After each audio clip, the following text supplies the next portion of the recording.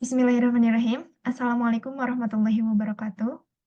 Selamat siang, Bapak dosen pengampu mata kuliah Teori Akuntansi, Bapak Ervan Erviansyah, dan teman-teman semua yang menyaksikan video ini.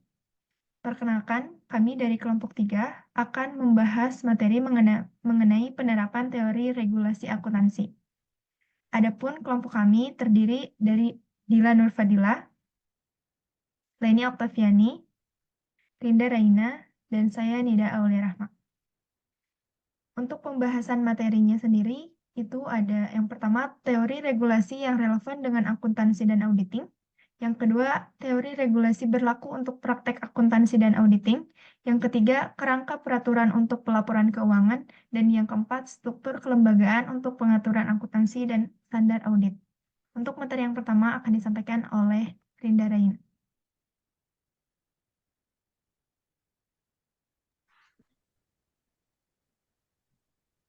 Baik, terima kasih atas infonya. Untuk materi yang pertama, yaitu teori regulasi yang relevan dengan akuntansi dan auditing. Beberapa teori yang relevan untuk memahami peraturan terkait pelaporan keuangan, yaitu yang pertama, ada teori pasar efisien. Pasar bebas ekonomi berfungsi melalui intervensi pemerintah dan efisiensi masyarakat dicapai dengan membiarkan kekuatan penawaran dan permintaan. Pemerintah tujuannya untuk mengembangkan dan mempromosikan pertumbuhan ekonomi. Kritik teori ini tidak dapat dipekerjakan yang tidak bisa mencapai tingkat keseimbangan harga sosial.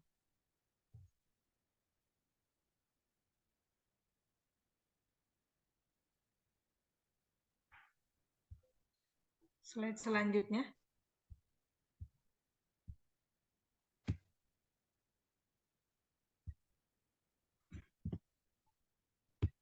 Untuk yang kedua yaitu ada teori agensi, yang dimana permintaan atas informasi keuangan berbeda dalam pelayanan dan tujuan pengambilan keputusan. Berfokus pada hubungan antara owner yang mempercayakan hak kepada manajer, yang dimana agen membantu motivasi dan pendistribusian risiko secara efisien, dan diperlukannya kehadiran pihak independen atau auditor.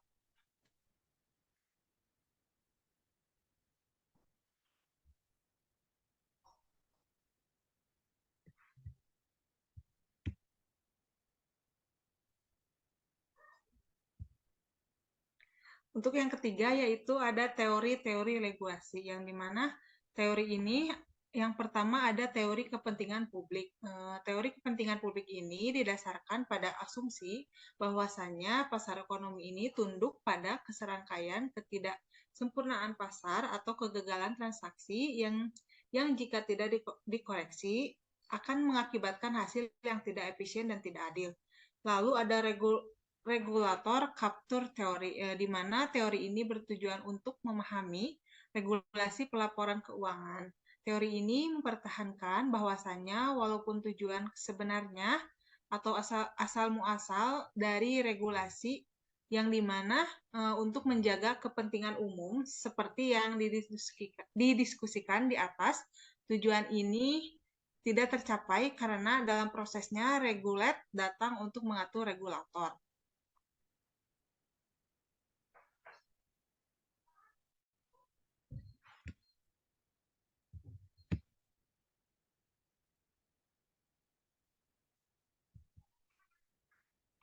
Untuk yang terakhir yaitu private interest theory, yang dimana teori ini disampaikan oleh George Striegler pada tahun 1971 yang mengatakan bahwasannya aktivitas seputar peraturan menggambarkan persaudaraan di antara kekuatan politik dari kelompok berkepentingan. Kemudian kelompok berkepentingan ini sebagai sisi permintaan atau demand dan legislatif sebagai supply.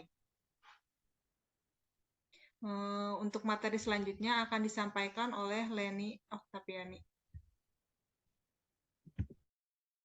Baik, terima kasih Rinda. Materi selanjutnya yaitu penerapan teori regulasi dalam akuntansi dan audit. Ada beberapa penerapan teori regulasi dalam akuntansi dan audit. Yang pertama adalah penerapan teori kepentingan umum. SARBOK dibuat untuk umum. proteksi kepentingan yang terbaik pada pasar uang sehubungan perilaku masa lalu perusahaan. Buktinya, banyak perusahaan jatuh merugi dalam jumlah yang signifikan setelah auditor memiliki sertifikasi. Jatuhnya perusahaan tersebut karena adanya informasi yang tidak seimbang antara supplier profesional akuntan dan pengguna laporan keuangan.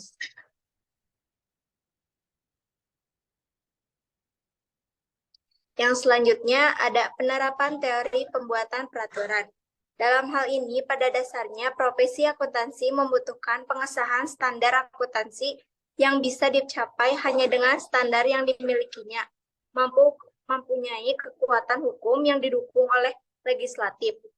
Profesi akuntansi dapat berjalan dengan kedua hal ini, yaitu 4 pengesahan standar akuntansi dan menjaga kepentingan ekonomisnya. Yang terakhir, ada penerapan teori kepentingan individu. Pemerintah di berbagai negara membentuk pembuat peraturan yang bekerja secara independen yang berusaha untuk menghasilkan standar dengan kualitas yang tinggi di mana memenuhi kebutuhan para pengguna laporan keuangan dalam membuat suatu keputusan. Selanjutnya akan dibahas oleh teman saya Dilan Nurfadila. Baik. Untuk materi ini, kerangka peraturan untuk pelaporan keuangan. Di setiap negara, pelaporan keuangan ini pasti berbeda-beda. Berbeda karena mungkin dari budayanya, kulturnya, dan lain-lain. Tapi ada beberapa hal yang sama, yaitu ada persyaratan wajib. Di setiap perusahaan ini pasti ada.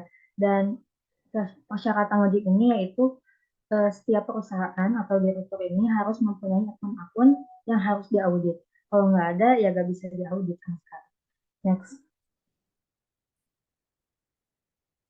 Nah, yang kedua ini yaitu tata pengelolaan perusahaan. Yang dimana ini itu peraturan yang ada di perusahaan yang ditetapkan seperti tugas ini harus ada orang yang bertanggung jawabnya. Jadi semua yang ada di perusahaan ini terkelola dan terkendali. Nah, di tata pengelolaan perusahaan ini juga ada peraturan-peraturan yang didapatkan dari luar perusahaan. Seperti misalkan perusahaan ini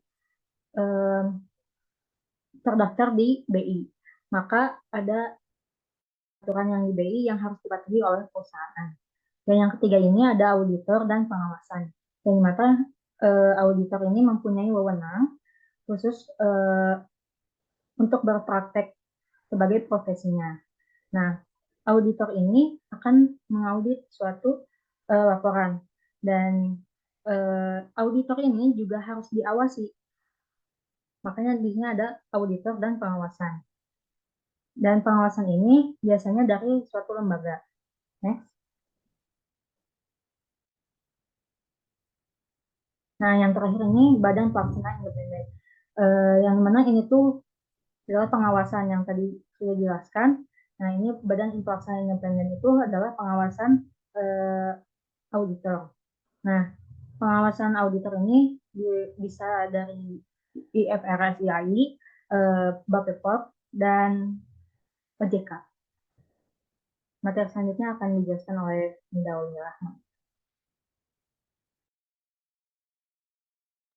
Baik, untuk materi selanjutnya adalah struktur kelembagaan untuk menetapkan standar akuntansi dan audit.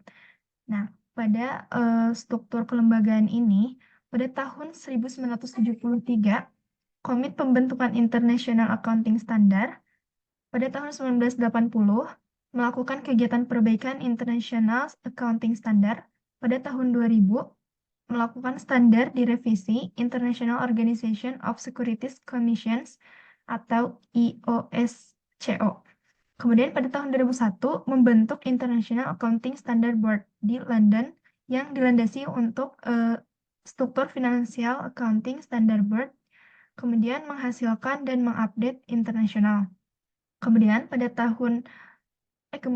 Accounting Standard dan International Financial Reporting Standard pada tahun 2002 European Commission memutuskan menerapkan IASB atau International Accounting Standard Board pada tahun 2005 dan persiapan penerapan International Financial Reporting Standard. Nah, program konvergensi IASB dan FASB ini mengidentifikasi perbedaan program konvergensi membutuhkan IASB dan FASB. Untuk mengidentifikasi perbedaan ini diantaranya standar mereka masing-masing ini untuk mereview solusi yang ada dan mengambil penanganan yang lebih baik. Kemudian, perbedaan rule-based dan principle-based. Kemudian untuk standar akuntansi sektor publik ini menetapkan standar untuk sektor swasta. Perbedaan standar ini juga dapat berlaku untuk sektor publik.